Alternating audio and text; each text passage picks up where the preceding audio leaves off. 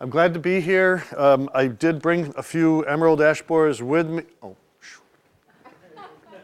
so I brought some door prizes, and we'll have some fun this afternoon to get started. And I promise Laurel we'll get back on time again. So I'd like to start out with a couple things. Anybody a grandparent here besides me? Grandparents, a few of us, good. And I'm assuming that many of you, if not all of you, like trees. And any golfers? A few golfers? Okay, yeah. But I'm not a golfer. When I golf, I keep score by if I find more balls than I lose, then that's my scoring process. But one day, his grandfather and grandson were out golfing, and the grandson's pretty good. And grandfather was giving him some pointers and some tips. And they're going along, and they get to the 8th hole, and the grandfather says to his grandson, you know, when I was your age, I would go right over that tree right over there. And so the grandson tees up, and he tries it, and he hits the tree. The ball bounces right back, right in front of him, and he said, of course, when I was your age, that tree was about 3 feet tall. And trees, I like to think about trees as being a contract between generations, right? I don't know does anyone collect the New York State Arbor Day posters? Anybody got, okay. There was one several years ago where it was sort of a Norman Rockwell sort of thing with a grandfather pushing a kid on a swing, and you know, you could think that the grandfather might have planted that tree that the swing was tied in, and you can see they've got another tree that they're planting in the yard. And so that's that concept of contract between generations. When we plant a tree, we often don't get to enjoy the shade of that tree, but hopefully those coming after us will. And I was thinking on the way over here about how we enjoy the yellows of green ash in the fall color of green ash is nice and yellow, and you see a stand of them often maybe in a swampy area, and it's all yellow. It's kind of neat. And then the great purples and stuff of the white ashes. And that's going to be missing from our fall palette. There'll be some in the cities, like the tiny percentage that are treated, like Jim and Mark have talked about. But that'll be missing from the forest for a while. And I think that it'll be for a while, but I think that then again, future generations will see ash again. Paleobotanists tell us that that several thousand years ago, hemlocks seem to have disappeared from the record, and so they were almost extinct. And now, of course, we have lots of hemlocks, but now once again, there's a new threat threatening the hemlock trees with Hemlock woolly adelgid. Recently, we learned that oak wilt has been found in New York State, and this is a really serious threat for red oaks. So. One thing I'm going to come back to is diversity, because it's an ecological principle that there's stability in diversity, and we've got to learn our lessons from the past. Planting too many of the same species, too many of the same genus is a problem. So what I'm going to do today, full disclosure, I'm going to give you some free resources, and Jim touched on it, the SMA paper, and some other free stuff from the New York State Urban Forestry Council. But I have some other handouts over here, and Davey is a one-shop stop. So this is my Davey commercial. We do it all, from inventories to strategic plans, EAB plans, doing cost-benefit analyses, treatments, removals, replanting plans, and public education. It will actually so everything from soup to nuts when it comes to EAB. So that's my Davey commercial. I want to talk about a lot of stuff that's free and available to everybody now. So I'm a past president of the Society of Municipal Arborists, and I had some input into that position paper. And believe it or not, it was a little controversial just a few years ago, which seems goofy today. But the SMAs, the Society of Municipal Arborists, fantastic organization. We're international. We're all over the world, and this is the society for people who manage trees in public places. And on their website, they've produced this EAB toolkit and the canopy conservation position paper. I believe it's all in your folders. So you have, at least you have the position paper. I'll show you how to get, I think the toolbox is in there as well, right? So why did the SMA do this? You know, it's interesting to find out what our motives are. Why was the SMA, several years ago, talking about emerald ash borer and providing resources for people? And that's because of our mission. You know, it's a mission statement, it's a concise statement about, how we're going to achieve our vision. And the SMAs is leading the world in building the confidence, competence, and camaraderie of the family of professionals who create and sustain community forests. So I like that alliteration. I just like to say it, confidence, competence, and camaraderie. And we have a lot of camaraderie in the SMA if you've ever been to one of our conferences. So our vision is increased resources and support for community forestry worldwide. So that's the why behind the SMA EAB position paper and the SMA's EAB toolkit. So this is a great resource. I encourage you to take advantage of it in any way that you can.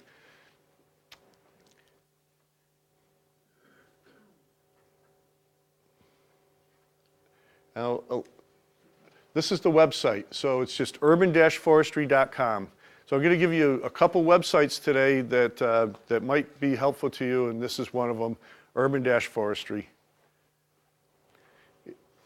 I'm not going to do a lot of this because I got to tell you something. Following Mark and Jim is not the best place for me because most of my slides I stole from those guys. So I'm not a scientist and a researcher, so I'm just a city forester. And maybe I'll back up a little bit. Back in 2002, I was city forester for Ithaca, New York, and the Cornell Plantations Arboretum. Has anyone been to the Arboretum at Cornell? It's one of the best in the East. It's one of the best in the world. But they wanted to add some new ash cultivars to their collection. So I went in on them with the city. We said, okay, let's get an order. We'll put an order together, and we'll get these great trees for the city. You'll get them for Cornell Plantations, and we'll have all these neat new ash cultivars like Autumn Applause and Autumn Purple, all these really, really nice trees. So we placed the order, we planted them, and they planted them out at Cornell. And those were the last ash trees planted in the city of Ithaca as street trees. So this is over 10 years ago, 11 years ago, we started planning for this event. And the reason we did that was in the SMA is a small world of urban forestry. We know people all around the world know each other. And the city forester for Windsor, Ontario, and the city forester and the foresters in Detroit were friends of mine. And we knew them, we were talking with them. And they said, well, we've got something's going on here. The ash trees seem to be dying, and so we said, well, boy, we just planted all these. And Nina Bassick is the chair of the Shade Tree Committee for Ithaca. And so we got together with the committee and Nina and said, well, we just planted all these ash trees. Looks like there's something happening out in Detroit area and Windsor. Let's have a 1-year moratorium. We won't plant any ash trees for a year. And at the end of that year, it was clear that this wasn't getting contained yet. We extended the moratorium, and then the following year we said no ash trees in any site plans because people were coming in for site plan approval, and all around the site, in the parking lots everywhere, ash trees. You know why? Because they could get them cheap. They were giving them away. People started, unfortunately a lot of nurseries had a lot invested in ash trees, and many of them got plowed under when all this happened because the market for them just fell out. So today, well, let's go on. So what were you told? This is sort of the scary thing that I used to use, the scary slide, and I think by now everyone is as scared as you're ever going to be about what's about to happen. So what do you need to proceed? What's your overall strategy? And you want a budget. I'm not going to go through all this. I'm assuming Mark covered this. By the way, I was a little late getting here. I got up, I drove from Trumansburg this morning, And yesterday, I called Mark and I said, hey, Mark, you want to ride with me? I got to come right through Ithaca anyway. And he said, no, I've got something to do right afterwards. Unfortunately, I can't ride with you. So it's a good thing he didn't, because he would just be starting his talk now. So, so you've seen all this.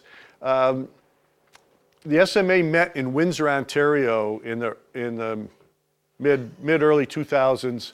And we were going out and just pulling bark off ash trees and seeing these, the serpentine galleries, which are diagnostic, and just we were like, oh my God, look at all this. What's going to happen?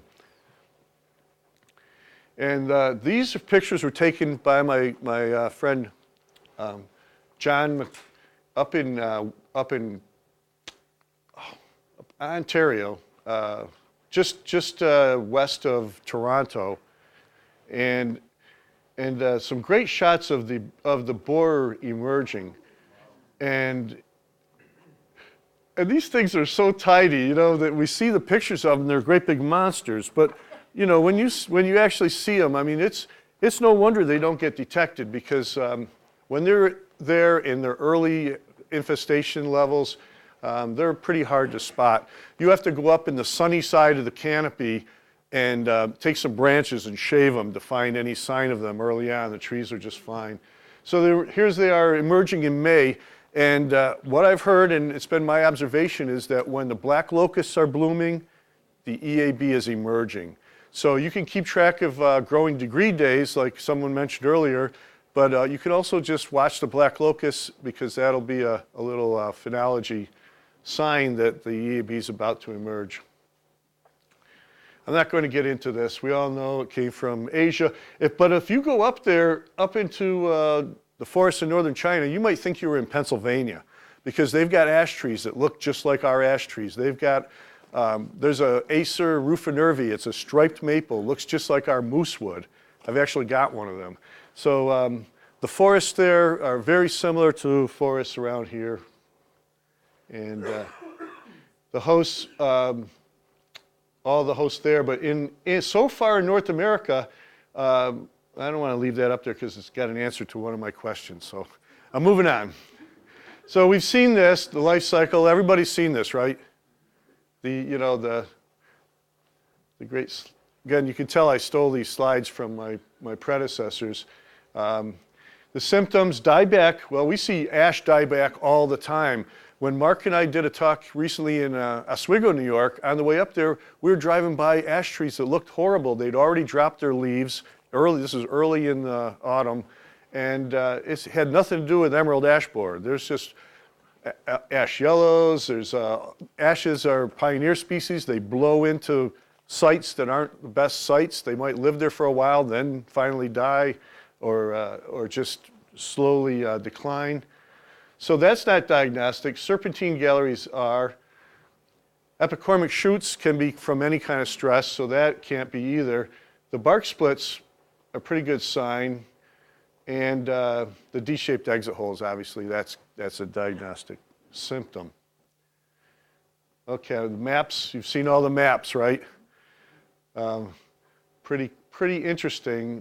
Did Mark talk about Cerceris, the digger wasp? The biosurveillance? Yes? Oh, okay, good. Okay, so there's this cool biosurveillance tool. This Cerceris digger wasp is a predator wasp, and it's a solitary wasp. Most of our wasps are friends, right? They're beneficials.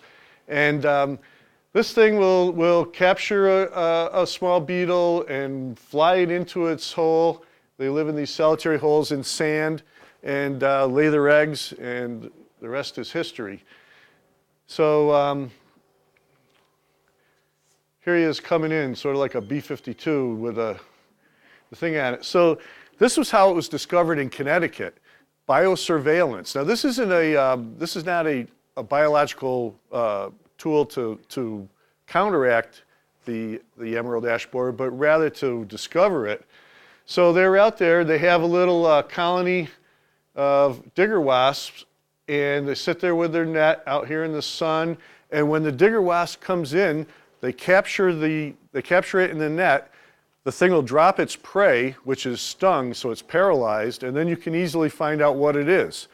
So you're sitting out there all day in the hot sun, waiting for them to come in, and you got to keep busy.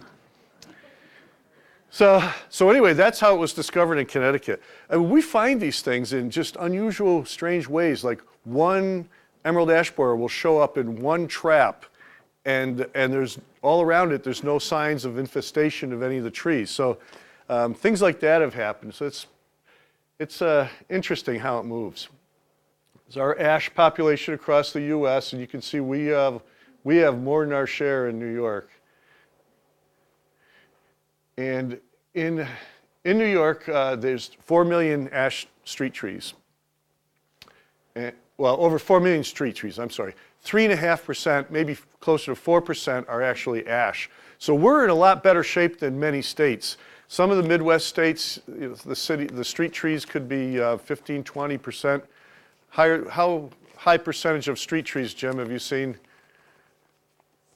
60% ash in some cities.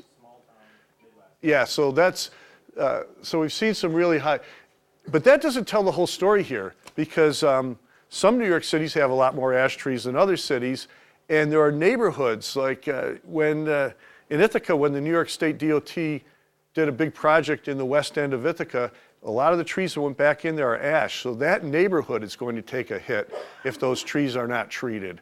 So just because we have only 4% or so ash trees as street trees in New York, doesn't mean that there are certain cities, certain neighborhoods, and that are going to be really adversely impacted. So we got 150,000 ash street trees, and they're producing a couple $100 a year in ecosystem services, and it costs $75 million to remove all of them. So there's some scary statistics, and this is just with the theme of trying to scare everybody in the world about ash, because it's going to happen, and it's about to happen in New York, and we have to have a plan. We need a plan yesterday. You can see where we haven't really learned our lesson on diversity too much here, because look at the maples in our street tree population. Okay, this is just ash distribution, and this year, maybe next year, all these ash trees along the thruway in here are just going to the population is going to explode. The emerald ash borer population is going to explode, and you can already see a lot of mortality right on the thruway just east of Buffalo. Did Mark talk about that at all? Okay, so that's good. I'm not repeating too much of it. So this is going to be like somebody throwing gasoline on a fire. The emerald ash population is going to go up, and those trees are going to suddenly, when the population hits a certain level, all those trees are going to succumb, and we'll see just dead ash all along the thruway in those swampy areas between Rochester and Buffalo. That's our ash distribution. Again, that's where a lot of them are. Here's the one, this is the one I was talking about down in Tioga County, right on the border with Pennsylvania, where the way I understand it is one borer was found in one trap, and no infested trees in that general area were discovered. So that's one of those, we know it's around. It's cryptic. When it's at low levels, we don't see it. The ash trees can survive for years, and then suddenly we saw the death curve. We'll be talking about the death curve all the time. So, well, maybe I should go back to that. Let's see. Yeah. And again, this is the risk metric. We've seen this. This is the slide that Jim has shown, and Mark, and about our options. And this is scary. This is, of course, not wintertime. This is in the summer, and it's that famous shot of where they just lined this street with ash trees. And that's the point about having all one species in an area. This neighborhood is going to take a hit. There are neighborhoods in Ithaca that will look a little bit like this if they don't treat or remove the trees. But by and large, the city doesn't have that many. So our options, and this is in the SMA EAB position paper. You'll see some of these options and priorities, and one is no action. Don't do anything. and that's going to get us into problems. And selective, preemptive, and aggressive. And City of Rochester is going aggressive. They're treating all the high-value ash trees in the city. Other cities went in and did preemptive removals. We saw that, especially in the Midwest, as it was approaching. In Ontario, they thought they could cut a 50-mile wide swath, remove all the ash trees in a 50-mile wide fire break, essentially, and prevent the emerald ash borer from moving eastward through Ontario. And of course that didn't work because they can go 65 kilometers per hour in the back of a truck down the Queen Elizabeth Way, so they travel with us. So if we don't take no action, no surveys, no treatments, all the dead trees are going to have to be removed about the same time. And so while there's still options, that's when we need to decide. And this, I'm sure I'm repeating other things you've heard, and you're going to hear this a lot more, but if there's an ash tree in your backyard, right near your deck, and you can't get a bucket truck to it, that ash tree is going to die if it's not treated.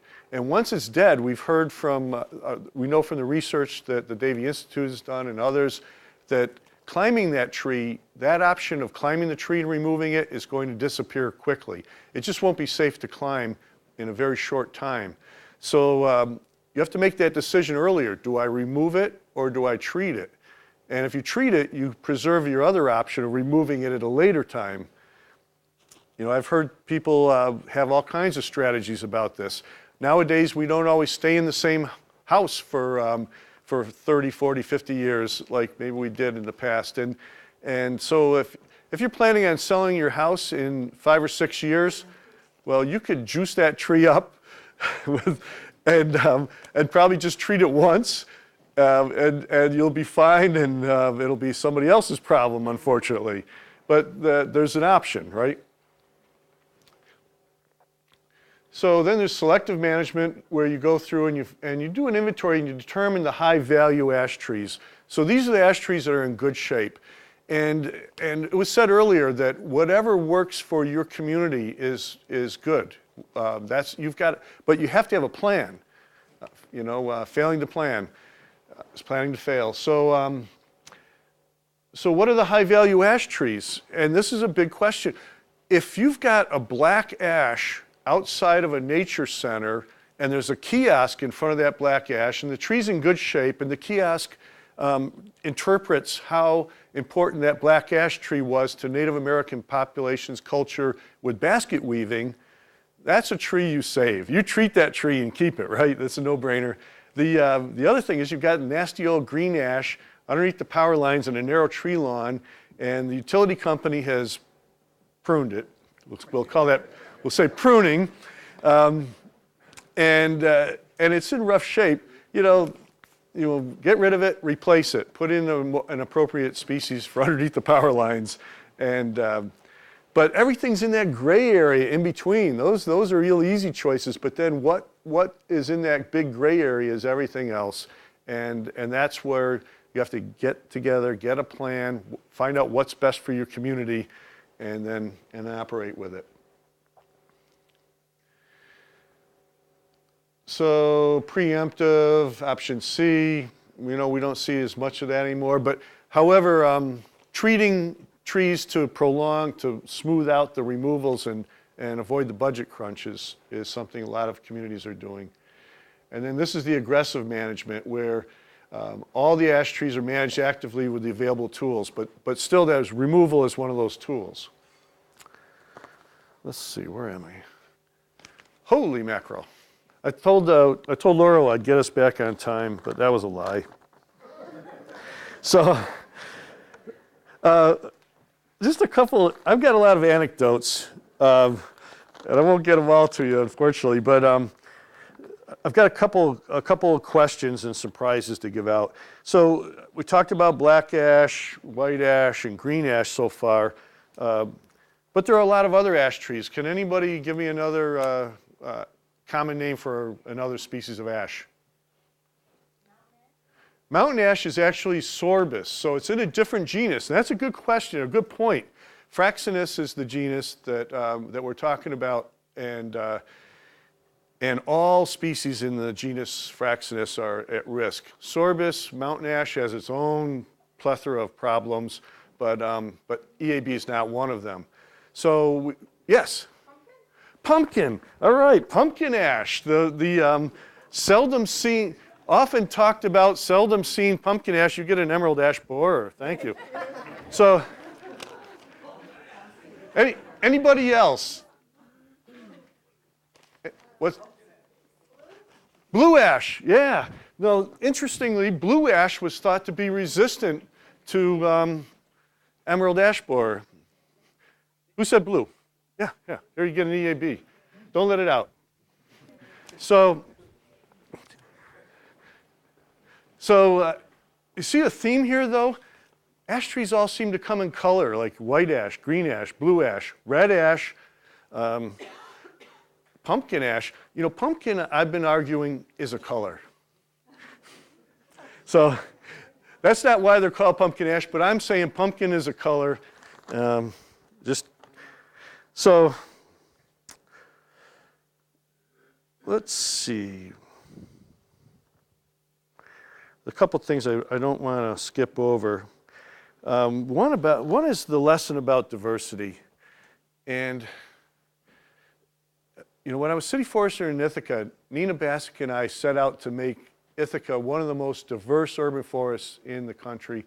And today Ithaca has hundreds of species codes in its inventory. So we've got a lot of species. And one thing I was looking for is to plant trees that are monotypic. That is, that there are only one species in the genus. Things like ginkgo, metasequoia.